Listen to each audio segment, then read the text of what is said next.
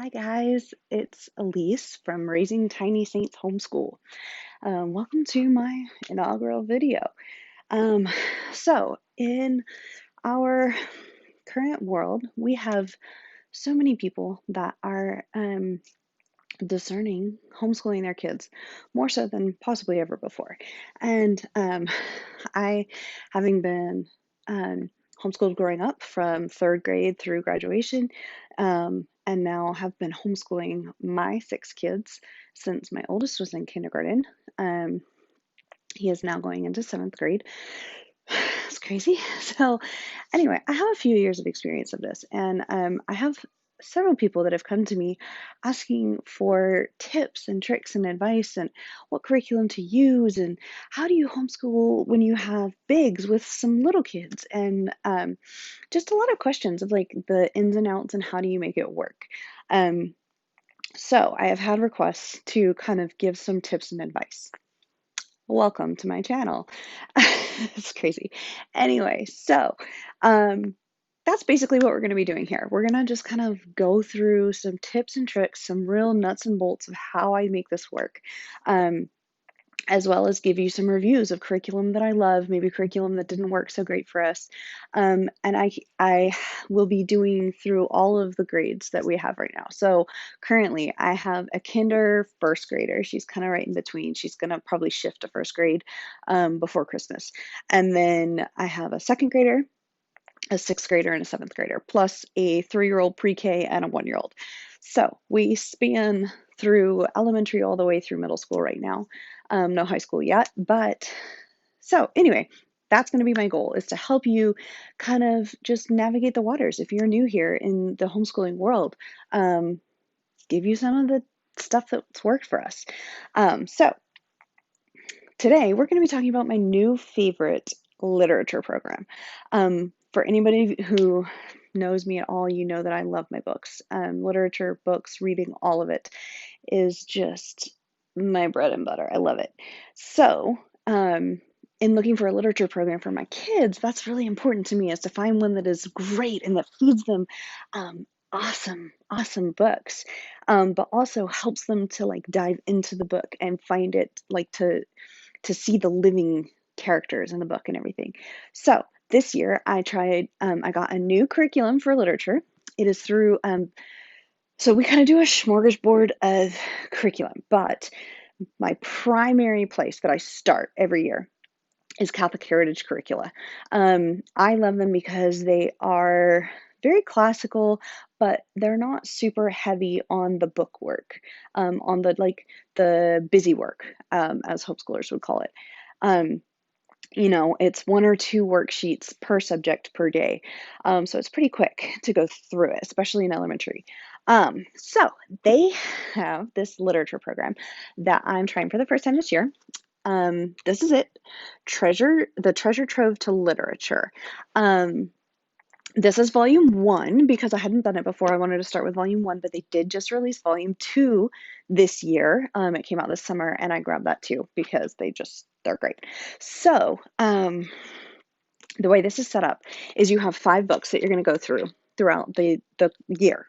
This is designed to last you the whole year. So you'll go through 5 books reading with your kids.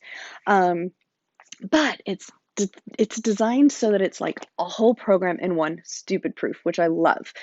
So you have your guidebook. This is kind of what you work through as teacher, and it breaks it down into lessons. So each lesson, you're reading 1 chapter per lesson, and it's beautifully set up. So lesson 1, it gives you different elements of the literature to go over with them. So before we even start reading the lesson, or the chapter in the book, it's going to say, so our first book is Little House in the Big Woods. So first we're going to meet the author. So it gives a little bit of history and background to Laura. It talks about the genre that this book falls into. So what is historical fiction? What's the difference between like actual history and historical fiction? We talked about that. The 4 literary elements we went over with them. And so for me, I have 6 kids, okay? And they're all at different age ranges. So to do this particular subject, I'm doing it with all of them. There is no separation between the middle schoolers and the elementary schoolers. So we are all sitting at the kitchen table doing this lesson every day. And so what I do is I have all six of them sitting with me. The baby is usually running around being loud and crazy. The 3-year-old is usually chattering and talking and being distracting, but he's there with us, learning. Like when mommy's reading, you be quiet. And I repeat this about 1,000 times in the course of the reading, but he will eventually get it because my older guys get it. So I know it works eventually. And then the 5-year-old asks a lot of questions, usually like words that she misheard, and she'll be like, "What is a blah blah blah?" And I'm like, "I don't even know what you just said," because she misheard or whatever. And then starting with the second grader and up, they're able to actually listen, and they do a pretty good job of being quiet and listening because they've been trained. So before you read the chapter, they have a glossary of terms. So this is our vocabulary. It's all, I'm telling you, it's all packed in. So the vocabulary words, before we read the chapter, I'll have everybody sitting at the table and I'll say, okay, let's go over the vocabulary words. So I'll read the first one. And if I think that it's something that the 5-year-old may be able to guess, I'll start with her and I'll say, Emma, do you have any idea what this might be? And she'll throw out some random guess. Usually it's not even close. And then we'll go up. So starting with the youngest, then we'll go up until we get to the oldest. And if he doesn't know, then I'll just tell them. And we'll talk about it. Like, what does that mean? What is that? What do you think that means? What do you think that would look like? And, um, we'll kind of just go over the definition so they have an idea as we go into the chapter, any words that sound funny. And then as I'm reading, I can stop and say, do you remember what that was?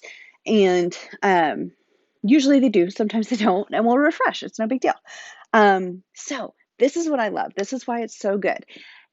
So you have your guidebook, but you also have your workbook. Now, I'm doing this, we'll say with 4. Well, 4 school age kids. I'm doing it with all 4 of them. I only got 1 workbook though, because like you could totally buy a workbook for everybody and that would be totally fine. But because I'm doing it as a unit study with all of my kids, what I'm doing is I'm taking pieces in the workbook and I'm applying it to each kid based on their maturity and their skill level and their grade. So every day as you're reading, it has, it has this visualize what you're reading. So in here we have these little boxes and it's so cute how they do it. Like I absolutely love this. Let me see if I can find it. Hold on. Okay. So they have these little boxes and it's lesson 1, lesson 2, lesson 3, lesson 4. And so for every chapter that you're reading, it has a little box, and they want you, as you're listening, draw a picture of what you're reading. So what I'm doing is I'm having them take turns. So I started with my oldest, and this is his drawing of chapter 1. That's his depiction of their little house, the smoker. Like, oh my gosh, he's such a good artist. He's so cute.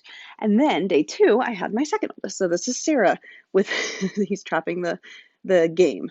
We learned about what game is. So but the fun thing is that my oldest liked it so much. He complained a little bit at first because they always complain when it's something new. But he liked it so much that day 2, when Sarah was drawing, he went and grabbed a piece of paper and he still drew himself a drawing of what it was that he was listening to because he enjoyed that. So that's great. Keeps them busy while they're listening. And it makes them like they're looking for details in what you're reading, which is fantastic. It's a great way to engage them in the story because they want to make their picture as good and as detailed as they can. So that's something that they're doing while you're reading. And then after you read, there's review questions, okay, for every chapter. I do this orally. I don't make them write it out. I do it orally as a group. So we will do like one kid answers a question at a time. And if the kid that's been asked the question doesn't know, we'll go to the next older kid and ask them to help. They fight over this. They want to be the one to answer the question. So they argue to be like, oh, if there's, 2 extra questions, oh, who gets to be the extra 2 that answers those 2 questions, that kind of thing. So I do that orally with them. We talk about it. And then they have different things following the review questions for some of the lessons. So lesson 1, we talked about the 3 short staccato sentences. This was perfect for my 6th grader to sit down with her and discuss what are the 3 short sentences and what does that look like. And then I had her give me 3 short staccato sentences. Pick any topic that you want. So she wrote 3 short sentences about glitter. And she just said, it's small, it's shiny, it's messy. And like, perfect. She's in 6th grade. This was great for her to learn about a different literary element. And now there was also a part that talked about parts of speech. So we were looking for nouns in the paragraphs. Um, Specifically, you were to find all of the nouns that were about food. Perfect for my second grader. So I sat down with my second grader for that part of the workbook and I said, hey, you underline all of the nouns that you can find in here. And he did it great. So, but that was a little bit below, where my middle schoolers would have been. So to be able to go through that and make it work for all of the different ages is perfect. It's great. And I can do it with the whole family, and it covers literature for everybody from my 12-year-old all the way down. And the way that it's set up is really simple, and it's not like any planning or working for me. I just sit down and I open up to whatever day we're on. I just keep my little tabby here, open up to what we're on, and I just read it and we talk about it and then we read the chapter. And my kids even sound like, oh, I've tried to read that book before, but it was kind of boring. But doing it this way to where we're talking about it is actually interesting. So win-win. So for level one, we get to do The Little House in the Big Wood, the Father Brown readers, which are super cute little stories, Men of the Mississippi, The Winged Watchman, and The Lion, Witch, and the Wardrobe. And then level two has 5 totally different books. So anyway, that's all of that. Now, if you are like me and your main question here is great, like I would love to do this with my older kids, but I have these babies that will not let us do this kind of thing. Or you have like the elementary age school kids that just don't like sitting still and they don't like, listening for that long. What do you do? How do you keep them engaged? How do you keep them listening? So, a trick that I learned is to keep their hands busy as you're doing it. So, I have this, which is just, it's sensory putty. Okay. I learned this from, I have a sensory sensitive kiddo. So he was going to occupational therapy. His therapist told me about this and said that it's great for while they're working to just move and use their hands and the tactile sensory and all of that stuff. It keeps them engaged, it keeps them paying attention. But busy. So I have a pack of 4 that I got off of Amazon. They go from like super, super soft to harder. And they each have their color that they prefer based on how hard it is. You can put, like, I have some little beads here that I put in there that adds just a sensory element to it. So they're only allowed to play with this when we read. Mom doesn't do messy stuff. So when they are allowed to play with putty, they like it and it keeps them engaged. So that is one thing. I just have like rainbow putty. I got that at what's that place? Michael's. At super cheap. And so all of the putties, that kind of thing, that's for when we read. And it keeps them like their ability to answer the review questions has blown me away because they're doing stuff, they're active, but it frees their brain up to listen and to pay attention, and they're actually retaining the information. Whereas if I was just sitting on the couch, they might get bored and they might get tired of it and they might get antsy. So keep them busy. Those are great. Mag formers or magnetiles, those are great. A little bit loud, so judge your kids, but you could paint, you could do whiteboard markers. My kids aren't allowed to use whiteboard markers, so if I hand them a whiteboard marker, they're all about it and they'll stay quiet forever. So yeah, just keep them busy while you're reading. And then the review questions really help because that becomes competitive. So if you're doing it in a big family setting like I am, they get competitive and they want to remember what the question is. So that's super helpful too. But yeah, so do whatever I can to share my experience because, we were created to be in community, and to help each other on this journey.